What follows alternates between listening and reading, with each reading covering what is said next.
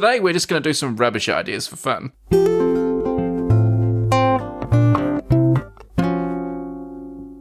Should I do my count to 10? Do you think you can start on 5 this time? 1, 2, 3, 4, 5, 6, 7, 8, 9, 10. I had to get it that time because we couldn't start another episode with just 10 seconds of us counting just to make the point as funny as it may be. No, I do think people might start thinking, hang on, I've listened to this episode if you keep doing that. Yeah, they could compile them all at some stage and we could sell a greatest hits of us counting to 10. Good idea. That'd be a cool t-shirt. Like there's just a row of numbers from 1 to 10 and underneath there's another row that starts at 6 and is slightly offset. Just like... So you know how people have such famous quotes that they make it onto T-shirts and people wear them around, like inspirational axioms? That's my contribution.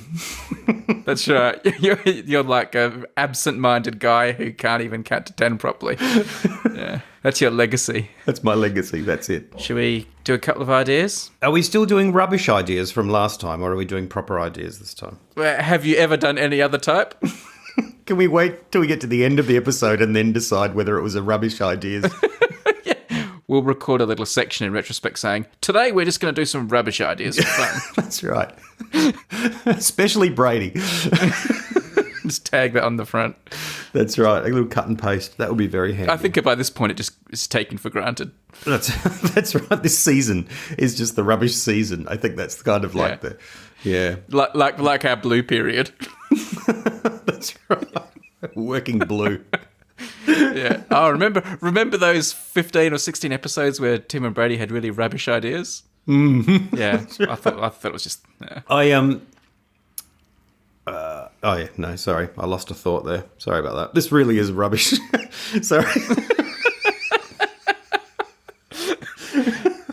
Don't be sorry. That's the best bit of podcasting you've done in months. The silent years. That's right. Yeah, just you going, I forgot what I was going to say. Oh, it's gold. Right. Just put on a t-shirt. Well, actually, that's already been done. You know all those blank t-shirts you see around, like American Apparel? That's just me forgetting what I was going to say.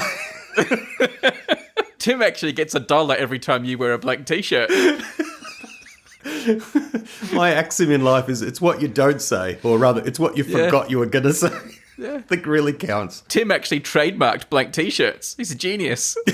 That's right. It's my Forrest Gump moment. I'm just picturing in 100 years people walk past a blank gravestone and go, oh, that must be Tim Hine. May you rest in peace. I love that. The silence. It's got a lovely, classy simplicity to it, I think. Understated. It certainly is understated. It's impossible to be more understated. Or less stated is another way of saying that. If you can't say something nice, don't say anything at all. Tim has stripped that back to just don't say anything at all. That's right. That's right. If you can't say anything, don't say anything. Yeah. All right. Ideas. Who's going first? Ideas. Well, I've got a pretty reasonably strong idea, I think. I quite like this idea. In fact, I've done a little bit of research on this idea. Wow. Gosh. Oh. I know. Wow.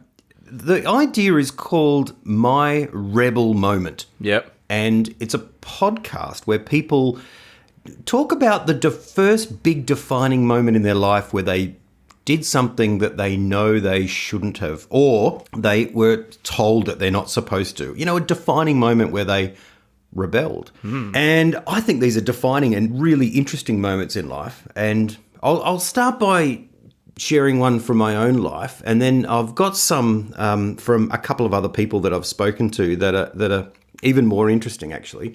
Mine was at school, and it was quite a strict school, as you know. And then we had a teacher arrive, an English teacher, who really emphasised the beauty of poetry and taught us about poetry and how beautiful poetry was, and encouraged us to form a small gang that went out to a cave at night and read poetry to one another. Oh, wow. And then after a while, the things got a little bit out of hand, but we were all finding our deep sense of authenticity, but then things got a bit dodgy with one of the students, and eventually that teacher was sacked. But in the last defining moment, he came back to his office to collect a few things. Yeah. And in an act of rebellion, like, I stood up on my desk and cried out, "Oh, Captain, my Captain." What? You got up on the desk?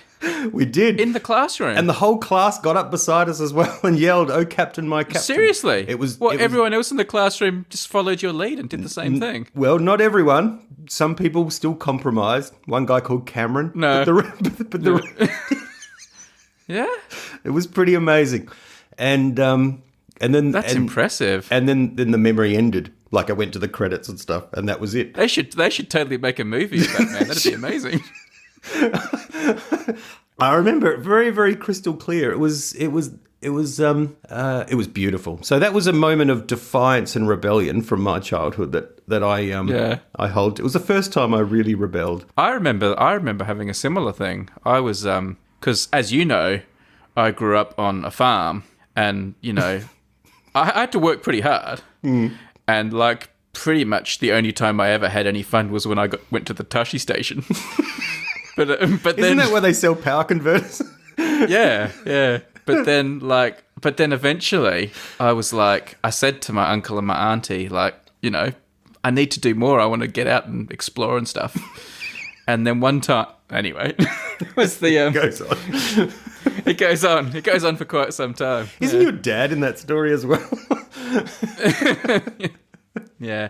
I mean, I got in the end, I got so rebellious that the empire that ran the galaxy had built this new amazing space station, and I just blew the thing up. Wow, man, that's not... Yeah. It's an interesting point, actually, the funny thing about Star Wars, because I grew up watching Star Wars and the good guys were the rebels, the Rebel Alliance. Yeah. I always thought being a rebel was a good thing. Yeah. And I remember mentioning it in conversation and saying that it's good to be a rebel, and my dad going, no, it's not good to be a rebels are naughty people, like this, and being really confused because I'd grown up with rebel as a good thing. I'm not saying it's not good to be a rebel, but from the perspective of childhood, you're supposed to toe the line, and so my dad was correcting me, and I was really confused. Was your dad's favourite Star Wars movie The Empire Strikes Back then? That's right. So he's just sat back smiling at last. Yeah. My parents never understood any of the details to do with Star Wars and never saw any of the films themselves. And so I somehow scrounged together a collection of toys and figurines and stuff. And whenever I would talk about it enthusiastically, they'd sort of look a bit confused. And then you'd say, what is he talking about, my dad? In his Dutch accent. And Mum would go, "Oh, that Jedi thing." And that they would just, even to this day, just totally, Mum has no concept of what it is, but I was all for it. She knew that. So it may have happened a long time ago, but still not a long enough ago for your dad. That's right. Coming back to Dead Poet Society for a moment. Oh yeah. Which was the film you were alluding to with your rebellious story. What do you think would have happened if one day, like in real class, like at our school, if something happened and you just got up stood on the table and did something, like said something? What do you think would have happened? In all seriousness, I think the teacher would just go, "What are you doing? Get down." And you just would have got on with the day. Like, it would not have been a big deal at all. You would have got detention. Well, that's right. Yeah, get down or you get detention. Or what are you doing up there? Get off there. And be like, "Oh, all right." If everyone else got up, it'd be like, "Oh, is this some sort of novelty thing or something?" It certainly wouldn't. It wouldn't have been the climactic scene of a movie, that's for sure. Oh, Mr. Potter, my Potter. That's right. Oh, it's funny you say that, I was out the other night, I was interstate at a conference, and just coincidentally, 2 teachers who were teachers at our school were there. Seriously, Tim, does a day of your life go by where you don't bump into someone who went to our school or was a teacher at our school? Well, it's amazing. Adelaide is that small, I guess, but maybe they're following me around. It's incredible. Maybe it's like the Truman Show, and people that were like, actors around at school days, like, are still looking for jobs, and so they have to be the person that walks past me in the street now, even though it's years later. It's like, hang on a second, and they're just playing anonymous person number 2, but I recognise them, and they have to go along with it. Maybe that's They've what's been happened. like recast. Yeah. Okay. So I've actually only ever met 10 people in my life, but you've got a long role, man. You're still going. That's pretty amazing. Yeah, I'm a major player. You're signed up for multiple seasons. I'm a fan favorite. And then I can just imagine the directors and the producers saying, "Okay, now you're going to have a podcast with him," and you're going, "What? No way! That's ridiculous." No, it's great. It guarantees me work for the next few years. That's right. But the good thing is, because you don't actually get to see me anymore, they just had to hire someone who had my voice. And the actual guy who played Brady, like, for most of your life, has moved on to other things. And I'm just a voice actor now. That's why we're doing FaceTime audio and not FaceTime anymore. That's right. It's just a voice actor. Are you getting paid the same to do this as you used to do? I've been recast. The guy who played Brady's, like, making movies now. It's coming back to your idea of, like, my rebellious moment. Oh, yeah. Have you got any, like, did you have any real rebellious moments that you, because I'm assuming this is a podcast, you know, that where people come on and talk, as you said, talk about a moment where they became a bit of a rebel. That's right. And it's kind of in inverted commas, the rebel, because the idea of a rebel is so different at different ages. Like, it's so when you're a kid, being a rebel can be something really full on. So but it's really hard to think of moments that are really defying. I mean, like getting an earring there was an element of rebellion in getting an earring, but it's just such a trivial little thing that it's just funny to think about. But when did you get an earring? Oh, when I was about 48. No. Do you still have one now? No. I got an earring in my late teens or early 20s, somewhere around there, and I had it through most of my 20s, I think. You can still feel the bit in my ear where it was, which is funny, and the girls find that a little bit funny. What made you do it? Like, what was the motivation? I can't remember, but it's like everyone. It's probably a combination of, you know, looking cool and feeling cool and something like that. It's Sorry to laugh at the notion of you being cool or even feeling cool. I know, you're laughing at the idea that I had to try and be cool. It's like, but Tim, you're already cool. Why are you getting an earring? I did. I had one in my eyebrow for a while, but that just tapped against my glasses, so I had to get rid of it, which is not cool. That's not cool. That's not cool. My monocle kept getting stuck on it. That's right. The sleeve of my cardigan just ripped it out one day accidentally, and that was the end of it. I mean, all of these things are funny. I mean, tattoos used to be like that, great acts of rebellion and getting a tattoo, but they're so common now. They're just like, it is, I guess people, you know, it's like, they don't do it because it's uncool. It looks cool if people want to do it and get them, but it's not a massive defiant thing that it once was. I mean, growing your hair past your collar at our school was seen as a true act of rebellion. So it was pretty easy to be a rebel, or writing something on your pencil case or your school bag. You know, you've written Guns and Roses on your school bag. You know, that's like.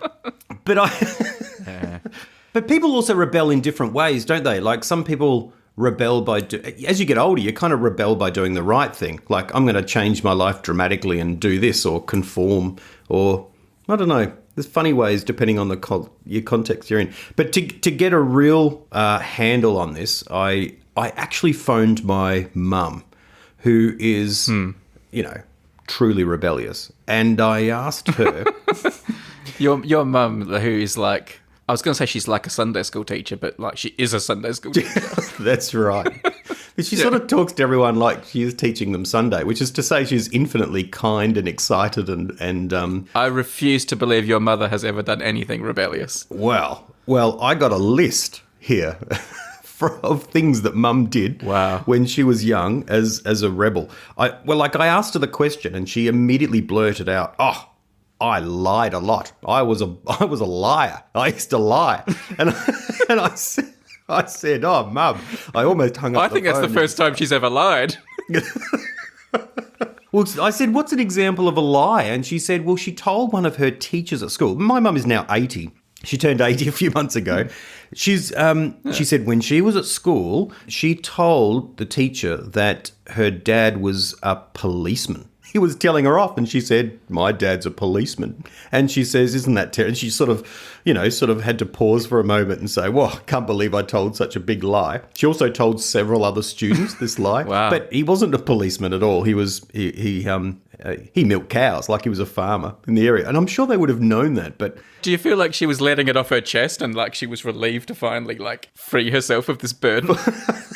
No, because she said that she had come clean on these many years ago. So they are past. She turned herself into a local police station. That's right. I hear you've been impersonating a policeman as your father. Is that true? She said she really wanted a perm as well when she was young. So she has very straight hair. Apparently, I've never seen her without a perm or blow wave sort of hair. So mum insists she has very straight hair. She really wanted a perm when she was young. Right. And her mum wouldn't let her have a perm. So mum says in an act of rebellion, she went out round the house and scratched into the paint, I hate mum, into the side of the house because she was so upset. Oh. I know. That actually is pretty full on, isn't it? I mean, a texture you can rub off, but scratching it into the paint, oh, gosh. Was it found? Like, was this found or, like, did she get in trouble for it when her mum saw this? Or I don't know. It was probably some piece of a beam under the house or something that no one ever saw or something. Well, she said the paint, so it was a painted area, but on the old house, she said. I don't know if she got in trouble for it. One thing she did get found out for was that she wasn't allowed to wear lipstick. And she really wanted to wear lipstick particularly for a little play that she's in. She was playing someone called Alice Bluegown. And I said, who's Alice Bluegown? And she goes, oh, you know, the song. And I said, no, Mum, I don't know the song about Alice Bluegown. And she goes, oh, we all wanted to be Alice Bluegown. And I'm like, all right, I'll take your word for it. So Alice Bluegown seems to have dropped off in popularity in the 75 years since this happened. But I know Alice Bluegown. She used to wear lovely lipstick. Well, I think you were Alice Bluegown at Book Week one year at school, weren't you, man? Oh, I found it. Oh, there you go. I haven't heard it yet, but the lyrics go, I once had a gown, it was almost new. Oh, the daintiest thing. It was sweet Alice Blue. This sounds like your mum wrote the song. It does. Oh, the daintiest thing, it was sweet Alice Blue. With little forget-me-nots placed here and there, when I had it on, oh, I walked on the air. And it wore, and it wore, and it wore, till it went, and it wasn't no more. Oh, that's a bit nasty. Well, anyway, Mum wanted to dress up as Alice Bluegown, and she wanted to wear lipstick. And one girl says, come on, we'll put it on you. Mum's like, no. And they're like, you can't have it. You're not allowed. And Mum said, stick it on. And so, she put it on her and she wore it as this big act of defiance. And then afterwards, her mum confronted her and she said, Mum, I had to do it. It was like this big moment. And her mum's response was, oh, well, if you had to, that's fine. And so it was all sort of fell flat. I don't think Alice Bluegown is a person. I think it's a gown and the colour is Alice Blue. It's like the Fanta shorts. Alice Blue is a type of blue. Is that what you're saying? In my sweet little Alice Blue gown. It seems to be, yeah. I once had a gown. It was almost new. The daintiest thing. It was sweet Alice Blue. Oh. The little silkworms that made silk for that gown just made that much silk and then crawled in the ground. Because there never was anything like it before, and I don't care to hope there will be any more. And it's gone because it just had to be. Still, it wears in my memory. So it's just remembering this favourite gown. It sounds like maybe she wore it too much or something. I'm not sure. Maybe she was going to sing this song. They were all singing it or presenting it. But it was my sweet Alice Blue gown. It wasn't a person. It was just a song about a gown. Oh, Mum should have made that clearer when she was explaining it. Well, maybe she didn't know. I feel deceived. I feel maybe Mum was lying again. Maybe the lying's returned. Alice Bluegown. Who knew? I'm really curious to listen to it now, but I'll save it for later. Clearly there is a podcast to be made just about your mum's acts of defiance and rebellion. They're way more fun. What about you? Can you think of anything? Did you have a rebel moment? Not really. Not that I'd talk too much about on a podcast. I remember the first time I defied and stood up to my mum, who was quite a formidable woman. That didn't end well for me. No. So It was a bit of an aborted coup, was it?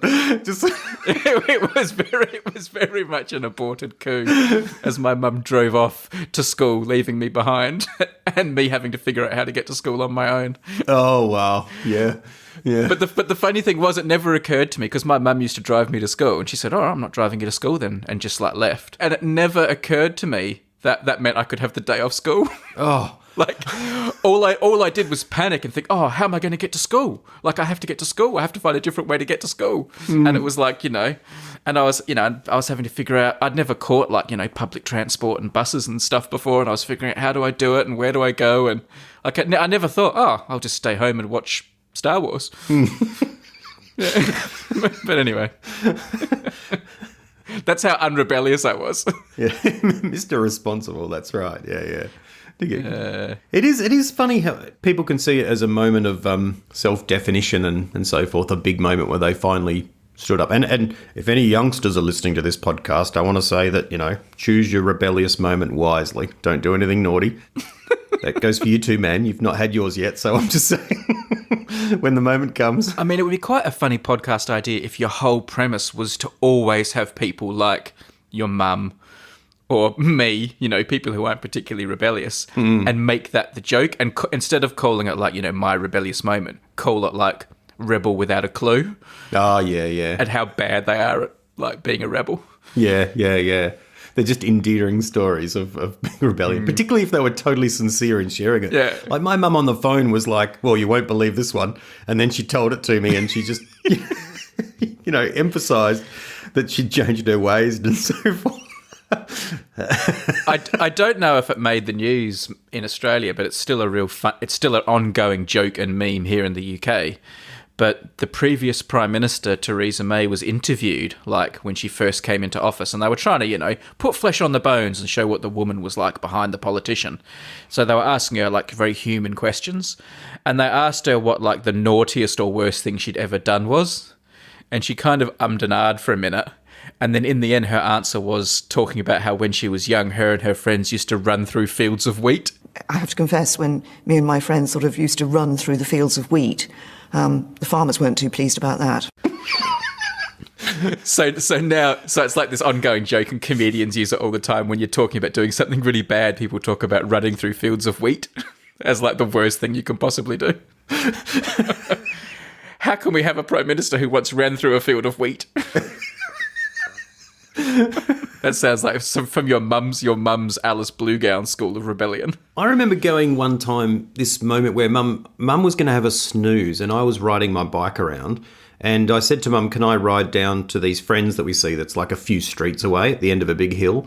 And mum said, no, you must stay here, just ride around the block. And I was like, I rode around for a while, got bored, and then I was like, I'm just going to do it. And I rode down to their house. And so this was a big act of rebellion. The first thing, the mum down there said, my friend's mum, was, does your mum know that you're down here? And I lied and I said, yes. And then I over-lied, like I went too far, and I said, in fact, she wants you to go up there and have a cup of tea with her. Which I thought sounded like such a convincing story. And of course it was. It sounds so plausible. Never quite putting the pieces together that this was going to blow up the whole planet. You idiot. So I went inside and played with my friend, and sure enough, a little while later, my mum appears there. And I was like, oh. How did you know? Oh, how did she find out I was here? And that sticks in my mind. I had to go and apologise. Mum told me off. Now you better go to apologise, and I had to go and to the other adult and apologise as well. But I just remember thinking, damn it, that one little detail, if I hadn't said that, my plan would have worked. You've reminded me of a rebellious moment from me around that age. I don't know if I've told this story before on the podcast or not, but by way of background, this was back when people, like employees, used to get paid in cash, even like proper salary jobs. Yeah. So every week, my dad would come home with like a brown envelope. He was like a newspaper journalist. He would come home with an envelope with actual, like, big money in it. Yeah. Hundreds of dollars, the sort of money I've never seen before. And that was his like salary. And it would sometimes be taken to the bank, but there was also like a tin in the pantry that the money would be put in as like, petty cash, and where the money would be stored before it was banked. Yeah, for sure. So there was always a little tin in our pantry that had hundreds of dollars in it. And to a little boy, that's like unimaginable amount of money. So one day I was eating my dinner, and I didn't like eating vegetables, and my mum was making me finish my vegetables. And my sister had finished and my parents had finished, and they were watching TV shows in the other room. But I was sat at the table and not allowed to come and watch TV until I ate my vegetables. And I was just stubbornly refusing to eat my vegetables and just sitting there pushing them around my plate and being like a stupid little boy. At this point, when they were like rubbing my nose in it by watching TV while I had to eat vegetables, I decided I'm going to run away from home and just have a new life. Oh. So, this is just little boy thinking, I'm just going to run away from home. And I knew to do that, I was going to need money. So I went to the pantry and I took the tin with like a few $100s in it. Whoa. And sneaked it into my bedroom and hid it under the pillow, ready for when I was going to run away, when I had my window of opportunity. And then I went back and sat at the dinner table, like pondering my next move. I was tiny. I don't know how old I was, like 6 or 7 or something. And then eventually Mum came into the dining room and said, I'm sorry, you don't have to eat your vegetables. Here's a bowl of ice cream, and why don't you come and have your ice cream while you watch TV with us? Which was so lovely and made me so happy. So before I went back into the other room to watch TV, I tiptoed back into my bedroom and got the money tin and put it back in the pantry. The pantry. It's like, I don't have to run away now.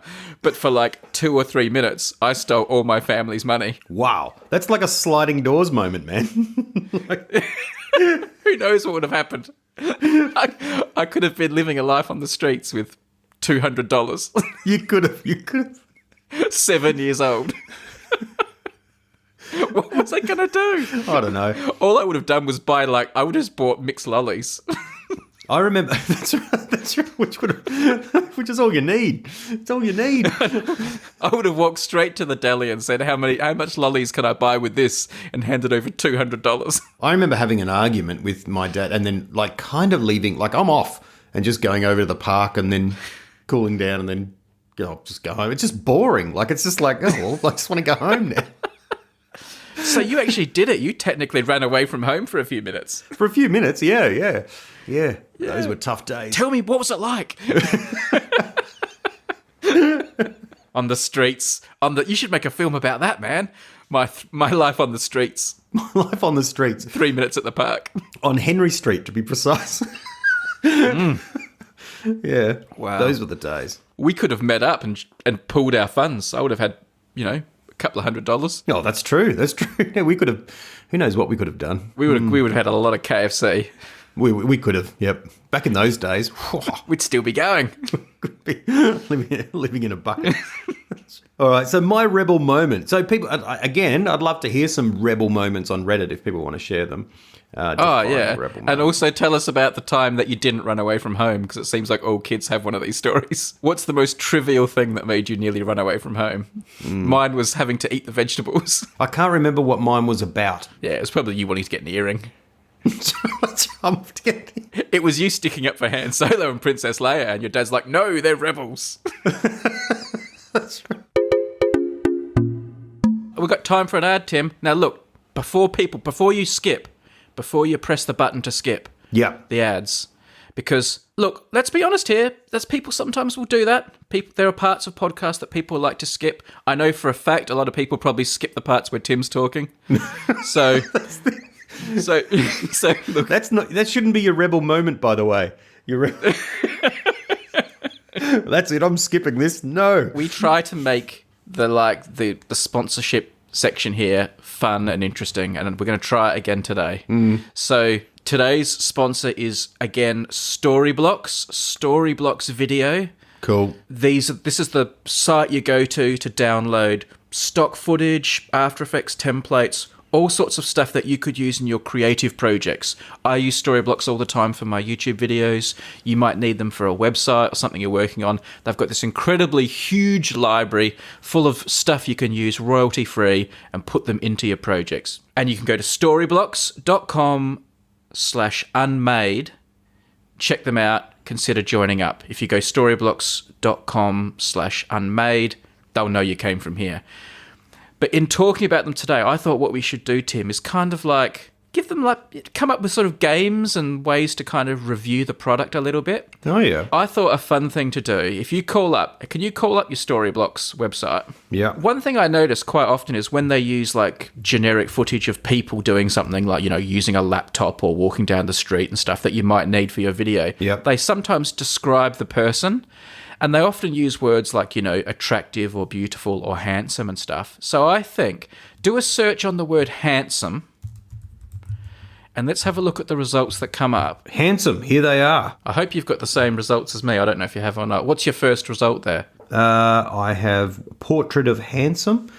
He's guy looks like Buddy Franklin, footballer. You may not know who that is, seeing you've disengaged from AFL. But Is that the guy who's got like a grey coat on and there's like blurry people walking behind him? that's right, that's him. Is he handsome? Yeah, he's handsome. Yeah. Yeah? He's not very handsome, but he is handsome. Yes. He is pretty handsome. Well, Like- I'm not very good at judging handsome, to be perfectly honest. But Like, if he walked in the room, I think your wife would say, that's a good-looking guy that just walked in the room. good looking. Well, he's good looking, but is good looking the same as handsome? That's a good question. I think the third video result in this search is interesting because it's a very beautiful piece of video of like a man putting on a suit jacket in front of a window, but he's completely silhouetted. Yeah. But the caption says silhouette of attractive, handsome, man. But how do we know he's handsome? He could be like ugly. It's still a beautiful piece of video, but I don't know where handsome comes from there. I'm not sure about that one.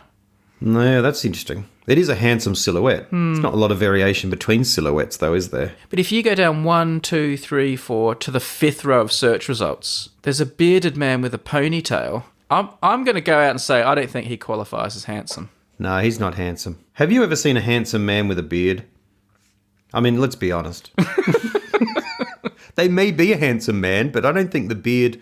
Although a friend sent me a photo today and he's grown a beard and he looked pretty handsome. So if you're enjoying the Unmade podcast on YouTube, we'll be using these videos as the background so you can see what we're talking about. If you're just listening to it, well, why don't you go to storyblocks.com/unmade and have a browse through the many handsome and beautiful people they have in videos there. Handsome is a nice word, isn't it? It is. It's a handsome word. Yeah. My mum uses that word. If I'm dressed up in a suit, she go, "Oh, you look handsome." She won't say it at any other time. So it's got something to do with the suit. I think it's a handsome suit. But she won't say, "Oh, you're good looking." Did you give, I didn't hear you give the did you give the URL? Go to okay. Like 3 times. Sorry, Do you want me to do it again? Only if you don't think you've done it. So if you have, then that's fine. I've definitely done it. Look, well, I have to do it now. All right. Storyblocks.com/unmade. Nice work. Handsomely done. Oh, what was my idea? Hang on, I had a good idea and it's completely fallen out of my head. Hang on, it's... oh, yes, I know what it is. So my idea is called Frequently Asked Questions. Oh, yeah. And the idea of this is someone comes on the show, like your guest, who works like in has something interesting about them or has a job or they're just like a human, and they tell you what the 3 or 4 questions they get asked the most in life are, and then they talk about the answers. Oh, yeah. No, this is a very good idea. Yeah. This is a good idea because it happens all the time anyway, but you're shining a light on it in a particular way. Yeah. So I was talking to someone this morning who's a TV presenter. She told me the questions she gets asked the most are, do you have to buy your own clothes that you wear on TV? Do you do your own makeup? And how did you get into the job? How does one become a TV presenter? So they were the questions she told me. I also spoke to a yoga teacher this morning. She said the question she gets asked the most is, how bendy and flexible are you? All right. Yeah. So, yeah, fair enough. I guess you can. That's one of the few questions you can answer through movement rather than words. That's right. You just go, this flexible. That's right.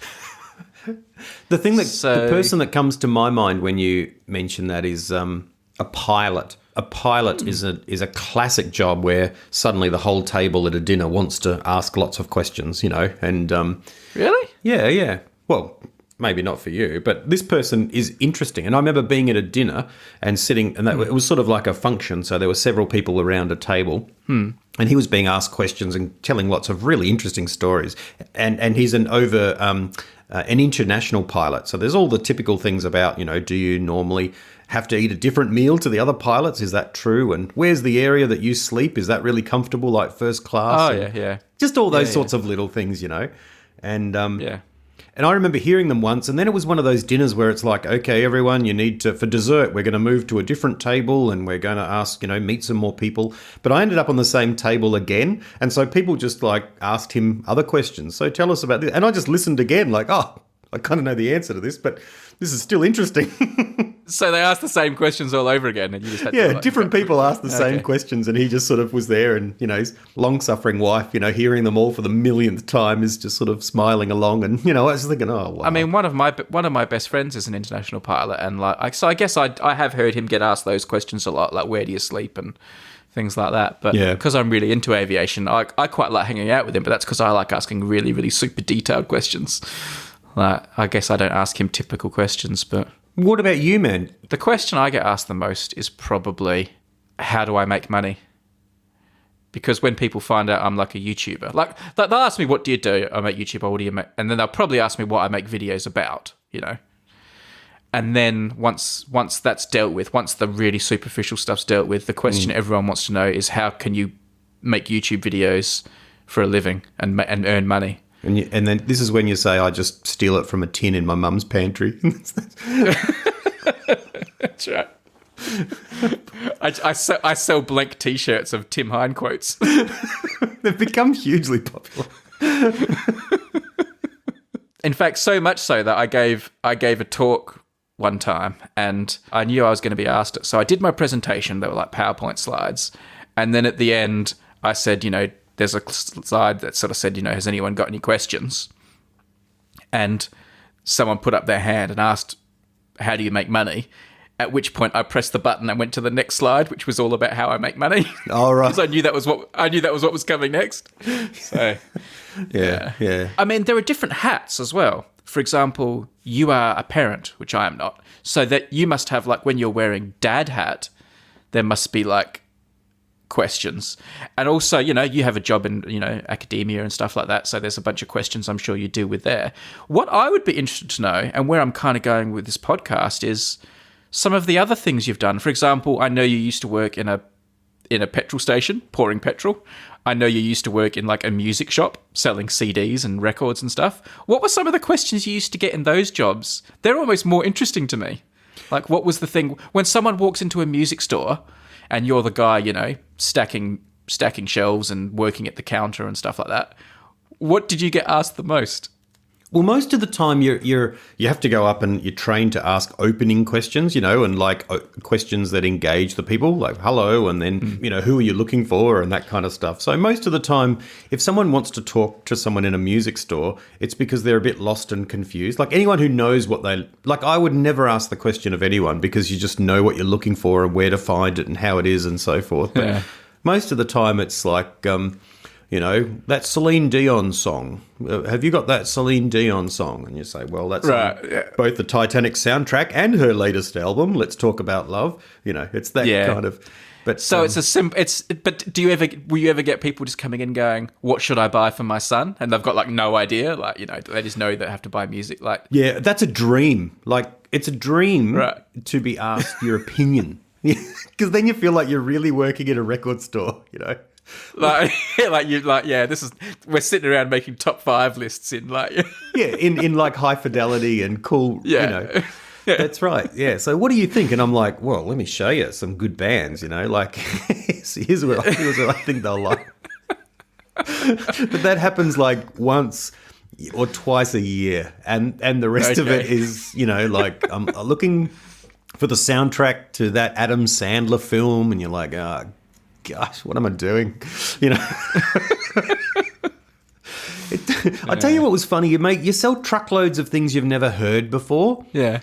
So suddenly the Gypsy Kings you've never heard of, and then suddenly someone comes in, and suddenly we're selling 30 CDs a day of the Gypsy Kings, and you're like, what the heck? Who are they? Where have the Gypsy Kings come from? Would that ever make you discover new music? Is there any music you discovered because you worked in a music store and you were selling loads and loads of this album and you thought, I should listen to this if I'm selling so many of it, and it turned out to be amazing? There was one singer whose name, I've gone blank on his name, Andre...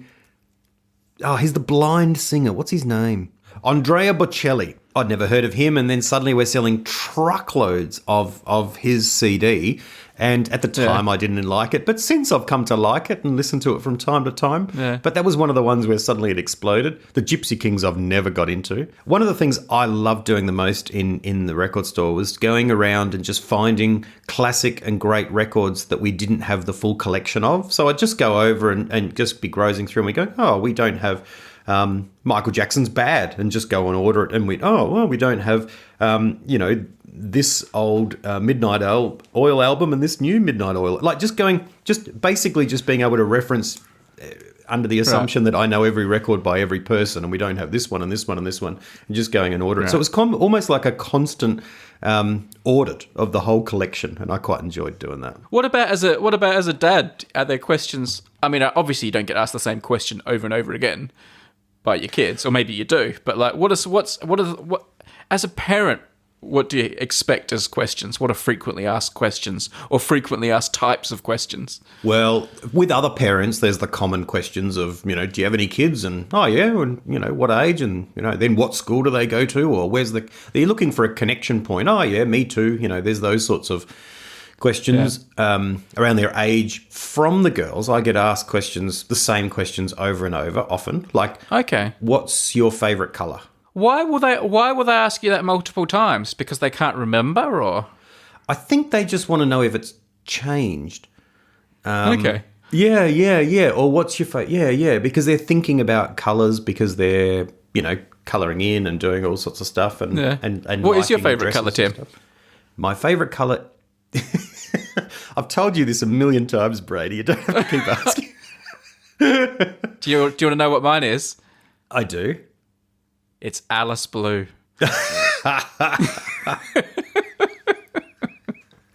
My favourite colour is British Racing Green. I love that really dark green. Nice. Nice. Do you know the story behind British Racing Green? No. I did know, but I've forgotten.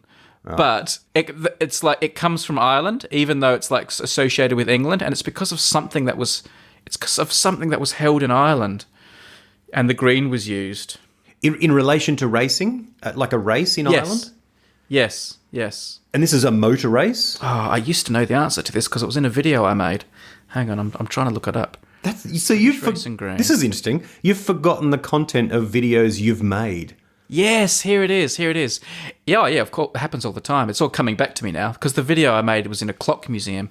It originated with the 1903 Gordon Bennett Cup, which was held in Ireland, then still part of the UK. As motor racing was illegal in England, as a mark of respect, the British cars were painted shamrock green. Ah. That's where it started. So, This is cars, obviously, not motorbikes.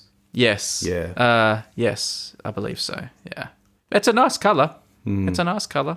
Looks classic and quality and beautiful. Do you have a favourite colour yourself? I used to say silver was my favourite colour. To the point where once I was having a discussion with my dad, and I told him that if I was at the Olympics, I'd rather win a silver medal than a gold medal because I think silver looks better. And he just looked at me and said, "When you grow up, you won't think that anymore." He was right. I would rather win a gold medal at the Olympics, but these days I'd say blue. I quite like blue. But can you be more specific? Yeah, Alice Blue. Ah, right. Okay, there we go. What is Alice Blue? Yeah, I'm going to look that up too. Oh, it's a pale tint of azure that was favoured by Alice Roosevelt Longworth, daughter of Theodore Roosevelt, which sparked a fashion sensation in the United States. The hit song Alice Bluegown, inspired by Longworth's signature gown, premiered in Harry Tierney's 1919 Broadway musical Irene. The musical was made into a film in 1940, starring Anna Neagle and Ray Milland. The colour is specified by the United States Navy for use in insignia and trim on the US Navy vessels named for Theodore Roosevelt. Alice Blue is also one of the original 1987 X11 colour names, which became the basis for colour description in web authoring. There you go. It's like got, official. Its hex triplet number is #F0F8FF. I thought so when I saw it. I thought that's what it is. So I get that a lot. I'll also get the question, apart from British racing green, Dad, what is your favourite colour? What's your second favourite colour? That's right. And what do you say to that? Usually I say... Dark British racing green. That's right. I usually say black. Like I love black and black T-shirts and stuff, but that's kind of a bit of a cop-out. Yeah. But I pulled out, actually, the other night, I said, and she said, no, what was your favourite colour when you were young? And I said, well, I kind of liked a really dark blue with hot pink over the top of it, she said, look, didn't quite. And she goes, but that makes purple. They all blur. And I said, no, like together. And the example I pulled out to show her was the cocktail soundtrack. So I Googled the cocktail soundtrack and said like that.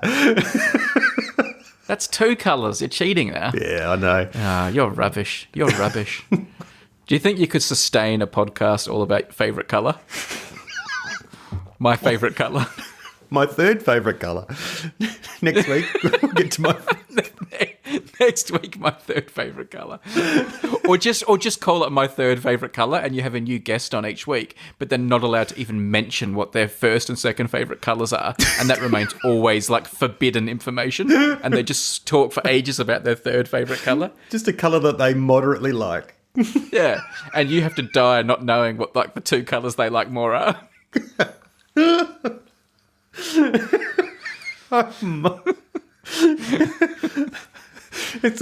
I quite like that. Next time I meet a pilot and they're thinking, oh, here we go, I know what the question's going to be, the first thing I'm going to ask them is, what's your third favourite colour?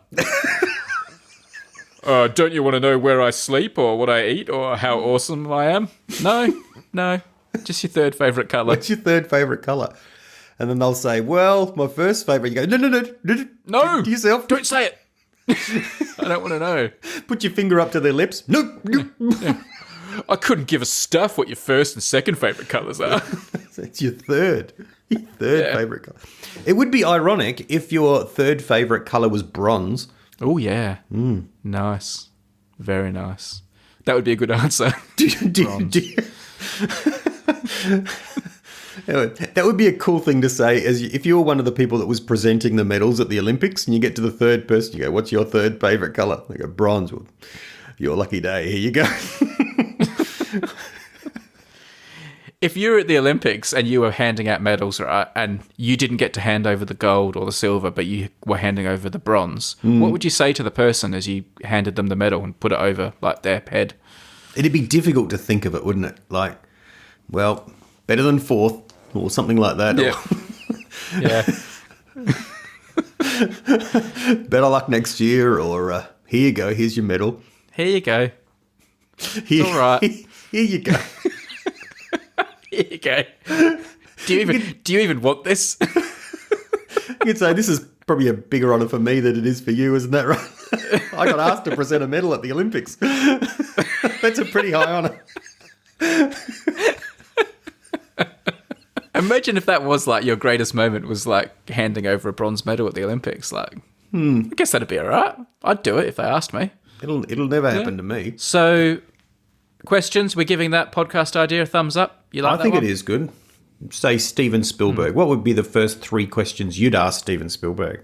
Do you know what? I think this is one of the few podcast ideas where famous people would be less interesting on the show than non-famous people. That's a good point. I think it's more interesting to hear what a painter or someone with a normal job gets asked than someone super famous. Because when you meet someone super famous, they you can kind of guess what they're going to get asked, or they're not going to be asked interesting questions because there's like they have an aura, or people are intimidated by them, and you're just going to get, oh, I really like your film, or what are you working on, or what are you doing here? What's your favourite film of the ones you've made? Yeah. Yeah, I think super famous people generally, their frequently asked questions would be more boring. I'd be more interested to hear what people ask a bricklayer You know, what's the first thing a bricklayer gets asked? I'm interested to hear that. I don't really care what Steven Spielberg gets asked a lot because it's going to be... It probably is. Oh, my goodness, what are you doing here? Yeah. What are you doing here in my restaurant? I tell you, one night, there's, as you know, an interviewer in Australia called Andrew Denton, who's had a bunch of different shows interviewing people over the years. He is a very good interviewer with good research. But I have to say, one of the best interviews and most fascinating ones I've ever seen who done was with 3 taxi drivers, just chatting to them. And I know this is about asking them questions, not, asking what questions they get asked. But taxi drivers are infinitely fascinating people and have loads of stories, of course, and so forth.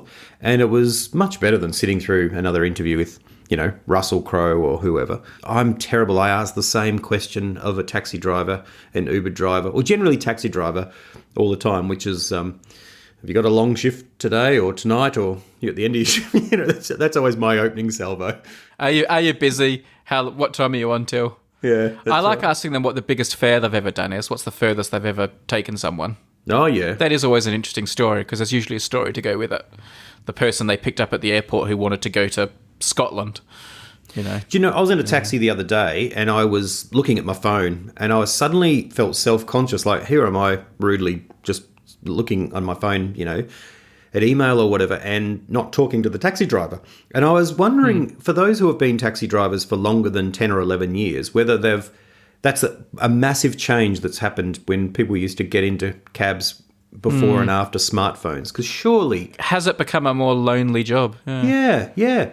You don't take the time to have a conversation, either out of politeness or interest.